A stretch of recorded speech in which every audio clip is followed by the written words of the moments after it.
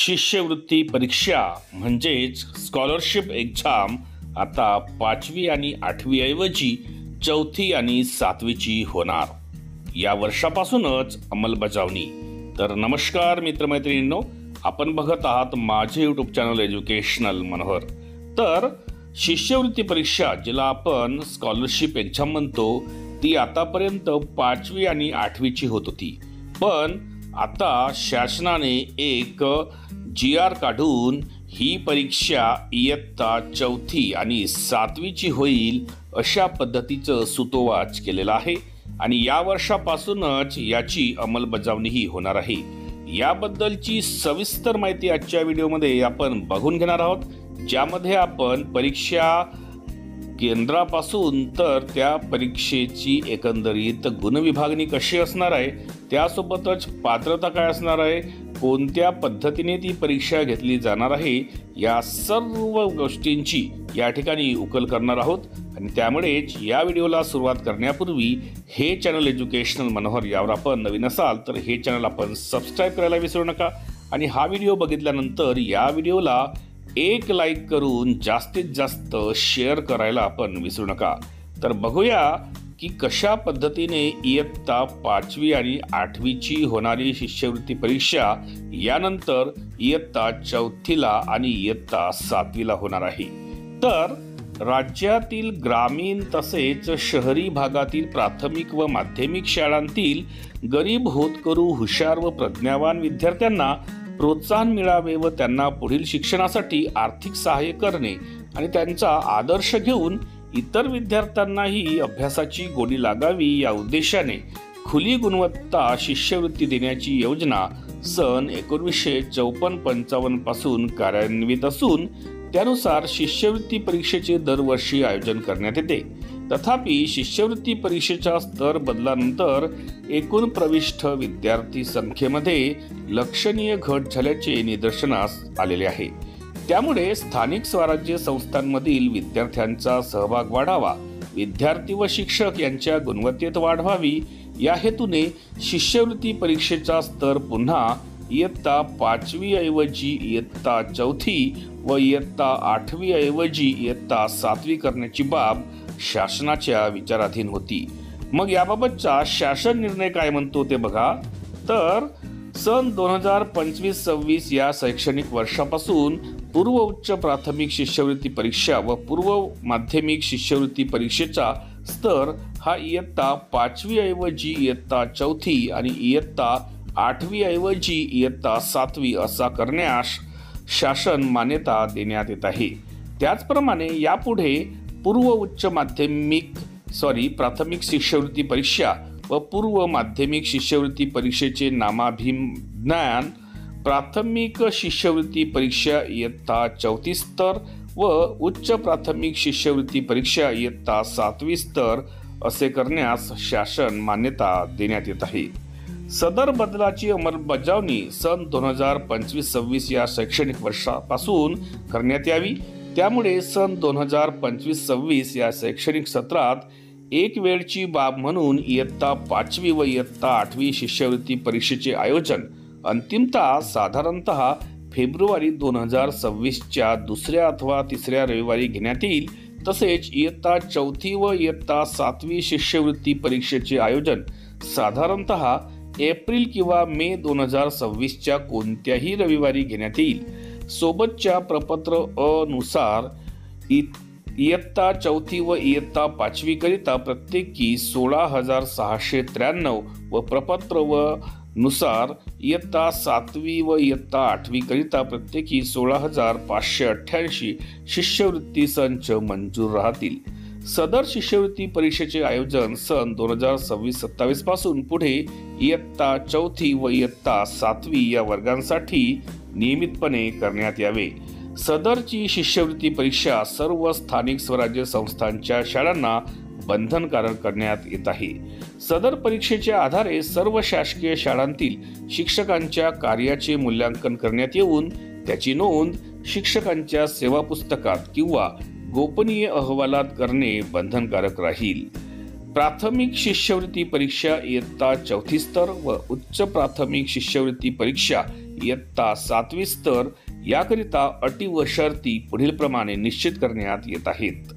सदर परीक्षेला बसणाऱ्या विद्यार्थ्यांसाठी या शासन निर्णयान्वये सुधारित केल्यानुसार वयाची अट राहील.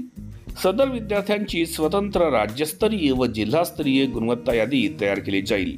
राज्यस्तरीय गुणवत्ता यादीकरिता संपूर्ण राज्यातील पहिल्या 100 विद्यार्थ्यांची व जिल्हास्तरीय गुणवत्ता यादीकरिता प्रत्येक जिल्ह्यातील पहिल्या 25 विद्यार्थ्यांची निवड करण्यात येईल.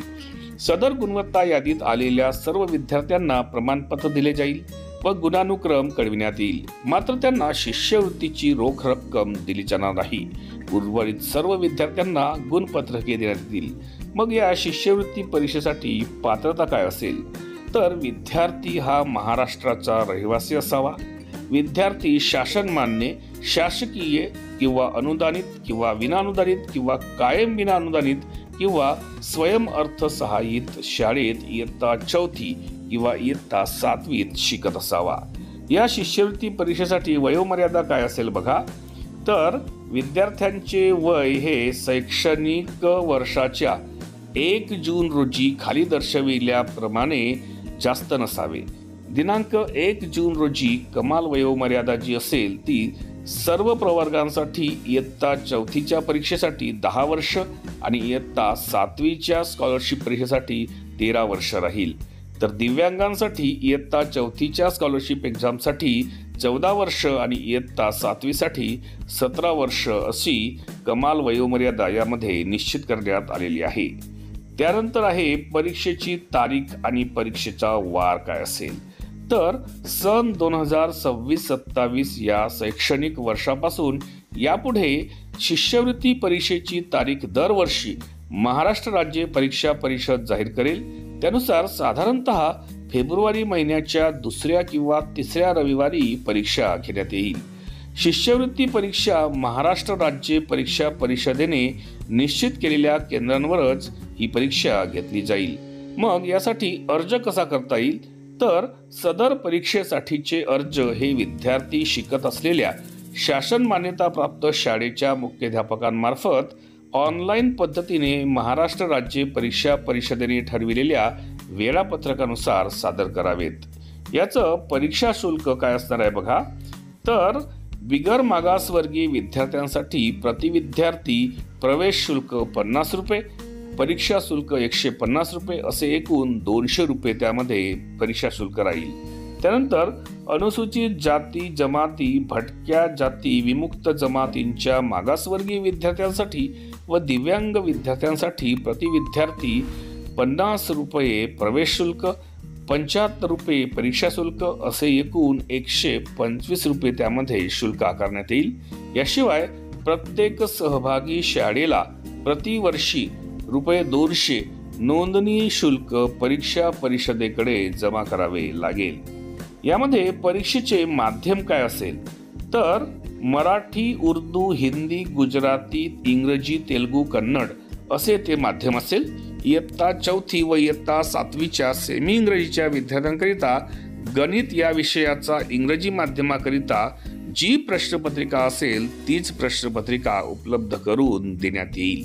मग यामध्ये परीक्षेचा अभ्यासक्रम आणि परीक्षेचे स्वरूप कसे असेल तर महाराष्ट्र राज्य शैक्षणिक संशोधन व प्रशिक्षण परिषद पुणे यांनी तयार केलेल्या इयत्ता 1ली ते इयत्ता 4थीच्या पाठ्यक्रमावर आधारित परीक्षा परिषदेने तयार केलेल्या अभ्यासक्रमानुसार प्राथमिक शिष्यवृत्ती परीक्षा इयत्ता 4थी स्तर व इयत्ता 1ली ते इयत्ता 7वीच्या अभ्यासक्रमावर आधारित परीक्षा परिषदेने तयार केलेल्या अभ्यासक्रमानुसार उच्च प्राथमिक शिष्यवृत्ती परीक्षा इयत्ता 7वी स्तर आयोजित करण्यात येईल. पूर्वीप्रमाणेच सर्व प्रश्न हे वस्तुनिष्ठ आणि बहुपर्यायी असतील. मग प्रश्नांची काठिण्य पातळी कशी असेल तर कठीण स्वरूपाचे प्रश्न असतील 30%, मध्यम स्वरूपाचे प्रश्न असतील 40% आणि सोप्या स्वरूपाचे प्रश्न असतील हे 30%. प्रश्नपत्रिकेचे स्वरूप कसे असणार बघा, तर प्रत्येक प्रश्नपत्रिकेसाठी बहुसंच म्हणजेच ABCD याप्रमाणे प्रश्नसंच पुरविण्यात येतील. प्राथमिक शिष्यवृत्ती परीक्षा इयत्ता 4थी स्तर व उच्च प्राथमिक शिष्यवृत्ती परीक्षा इयत्ता 7वी स्तर या दोन्ही परीक्षांसाठी उत्तरांच्या 4 पर्यायांपैकी एकच पर्याय अचूक असेल. पूर्व उच्च प्राथमिक शिष्यवृत्ती परीक्षा इयत्ता 5वी स्तर साठी उत्तरांच्या 4 पर्यायांपैकी एकच पर्याय अचूक असेल, परंतु पूर्व माध्यमिक शिष्यवृत्ती परीक्षा इयत्ता 8वी स्तर साठीच्या प्रत्येक पेपरमध्ये कमाल 20% प्रश्नांच्या बाबतीत उत्तरांच्या 4 पर्यायांपैकी 2 पर्याय अचूक असतील. ते दोन्ही पर्याय नोंदविणे बंधनकारक असेल. म्हणजे काही प्रश्न 20% असे असतील तुमच्यासाठी इयत्ता 8वीला की ज्याच्यामध्ये तुम्हाला 2 ऑप्शन त्यामध्ये काय करायचे असतील, टिक करायचे असतील किंवा त्यांना गोल करायचे असेल. प्राथमिक शिष्यवृत्ती परीक्षा इयत्ता 4थी व उच्च प्राथमिक शिष्यवृत्ती परीक्षा इयत्ता 7वी ही पुढील प्रमाणे असेल. यामध्ये बघा, पेपर पहिला असेल प्रथम भाषा, प्रश्न संख्या असेल 25, गुण असतील 50. त्यानंतर यामध्ये पेपर पहिल्यामध्ये दुसरा पेपर असेल गणित, ज्यामध्ये प्रश्न असतील 50 आणि त्यामध्ये त्यांना गुण असतील 100. या दोन्हीसाठी तुम्हाला 1 तास 30 मिनिटे एवढा वेळ दिला जाईल. म्हणजेच एकूण 75 प्रश्न तुम्हाला पेपर 1 मध्ये सोडवावे लागतील आणि त्यासाठी तुम्हाला 150 मार्क अलॉट करण्यात आलेले आहेत. त्यानंतर आहे पेपर 2. यामध्ये असेल तृतीय भाषा, म्हणजेच यामध्ये आपण म्हणू इंग्रजी, जी 25 प्रश्नांची असेल, त्यामध्ये 50 मार्क्स असतील. दुसरा एक पेपर असेल त्याच्यामध्ये बुद्धिमत्ता चाचणीचा, ज्यामध्ये 50 एकूण प्रश्न असतील आणि त्यांच्यासाठी 100 मार्क असतील. तर या दोन्ही पेपरसाठी वेळ मिळणार आहे 1 तास 30 मिनिटे, म्हणजे जवळपास 1.5 तास. यामध्ये एकूण 75 प्रश्न असतील आणि त्याच्यासाठी मार्क्स दिले जातील तुम्हाला 150. तर एकंदरीत आज या व्हिडिओमध्ये मी आपल्यासाठी अतिशय महत्त्वाचा विषय घेऊन आलो होतो. तो म्हणजे असा की आतापर्यंत होत असलेली इयत्ता 5वी आणि इयत्ता 8वी ची शिष्यवृत्ती परीक्षा, म्हणजे जिला आपण स्कॉलरशिप एक्झाम म्हणतो, ती आता या वर्षीपासून इयत्ता 4थी आणि इयत्ता 7वीची होणार आहे. पुढील वर्षी 5वी आणि 8वीची शिष्यवृत्ती परीक्षा ही रद्द करण्यात येईल आणि त्याऐवजी इयत्ता 4थी आणि 7वीलाच ही शिष्यवृत्ती परीक्षा यापुढे होणार आहे. तर एकंदरीत अतिशय महत्त्वपूर्ण असा माहितीपर हा व्हिडिओ होता. त्यामुळेच या व्हिडिओला आपण 1 लाईक आणि जास्तीत जास्त शेअर करण्यासोबतच हे चॅनल एज्युकेशनल मनोहर यावर आपण नवीन असाल तर हे चॅनल आपण सबस्क्राईब करायला विसरू नका. शिष्यवृत्ती परीक्षेचे व्हिडिओ जर आपल्याला यामध्ये सोडविलेल्या प्रश्नपत्रिका मागील वर्षीच्या किंवा सराव प्रश्नपत्रिका पाहायच्या असतील तर त्यांची ही प्लेलिस्ट आपण काय करू शकता, या व्हिडिओच्या डिस्क्रिप्शनमध्ये पाहून घेऊ शकता. तर अशाच एका व्हिडिओमध्ये पुन्हा एकदा मी आपली भेट घेणार आहे आणि त्यामुळेच मी आपली आता सर्वांची रजा घेतो. माझ्या सर्व शिक्षक मित्रमैत्रिणींना आणि विद्यार्थी मित्रमैत्रिणींना माझा नमस्कार.